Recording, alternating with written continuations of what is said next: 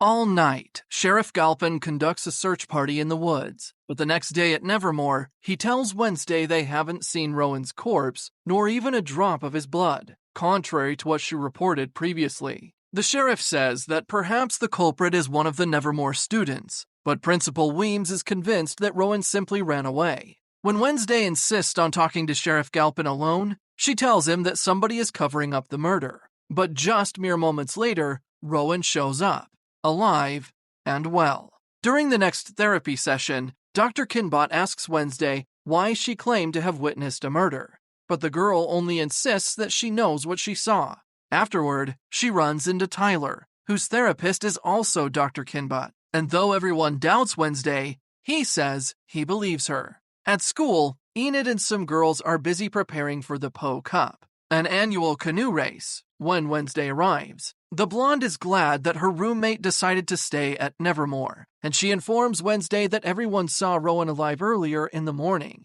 Enid advises that if she wants to know more about the guy, she can talk to his roommate Xavier. After spotting a watermark on the picture she got from Rowan, Wednesday goes directly to Weems, demanding to talk to him. But the principal tells her he's been expelled and he'll be leaving the school soon. Though Wednesday doesn't admit it, Weems states she knows Wednesday has been seeing visions, just like her mother at her age. She instructs the girl to join a club, and afterwards, the unhappy Wednesday instructs Thing to keep a close watch on Rowan. Taking up Weems's advice to join a club, Wednesday heads to Bianca first, the person she approached after the attack last night before passing out, and she discovers that the siren immediately went to Weems to let her handle the situation. Next, she drops by the archery club, where Xavier gives her a lesson on how to shoot an arrow. While she learns that Rowan has been erratic the past few weeks, Xavier also tells her that Tyler and his friends aren't good company. Wednesday calls him an elitist snob before showing off her far superior shooting skills. After a quick visit to Nevermore Hummers, where she meets its only member, Eugene, she attempts to talk to Rowan before he leaves, only to be rebuffed by him. At the station, Thing follows Rowan into a restroom, but as the expelled student changes his form to an older man, the disembodied hand loses his trail. With none the wiser, the older man changes form once more, emerging as Principal Weems. During botany class, Bianca notices with jealousy the interaction between Wednesday and Xavier. When class starts, the two girls get into a showdown on who is more knowledgeable about carnivorous plants. Meanwhile, Sheriff Galpin is miffed about Tyler's therapist being tight-lipped about his son's progress, convinced they're bad-mouthing him during their sessions. Upset, Tyler tells him they're talking about his mom, but the sheriff refuses to discuss her, and he ends up leaving. At Nevermore, Wednesday tries to get Enid to cover for her so she can return to the woods and investigate. However, the blonde will only agree if her roommate will apologize to Thing, who's currently upset by how Wednesday has been treating it. After she apologizes, Wednesday confesses that her greatest fear is that she'll be responsible for something terrible, and she's determined to do anything to keep it from happening. While Enid pretends to be Wednesday at the beekeeping club, the latter returns to the woods, where she unexpectedly meets Tyler, who then saves her from being discovered by the sheriff. While Wednesday tells him what truly happened after she left Tyler at the festival, she finds Rowan's glasses on the ground. Upon touching it, she sees visions of Rowan's suspicious behavior, and most importantly, the book where he ripped the picture from.